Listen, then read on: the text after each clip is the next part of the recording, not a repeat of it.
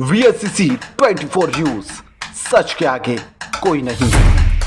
25 मई रविवार को भारत देश के 14 राज्यों के पर्यावरण क्षेत्र में उल्लेखनीय कार्य करने वाले शिक्षकों समाज सेवियों का सम्मान समारोह गांधीनगर में आयोजित किया गया। समारोह में डॉक्टर वीरेंद्र रावत, संस्थापक ग्रीन मेंटर्स, भरत भाई पाठक, वन्य जीव संरक्षण योगदानकर्ता रसिक भाई पटेल, चेतन भाई पटेल उपस्थित थे। अतिथियों ने राजस्थान के केकड़ी निवासी धर्मचंद आचार्य को पर्यावरण के क्षेत्र में उल्लेखनीय कार्य करने के लिए परिंदे लगाने, पशु पक्षियों की सेवा करने, केकड़ी, बिलवाड़ा, चित्तौड़गढ़ में अधिकाधिक पौधे वृक्ष लगाने वितरित करने के लिए राष्ट्रीय स्तर पर राष्ट्रीय पर्यावरण संरक्षण अवार्ड 2025 से सम्मानित किया।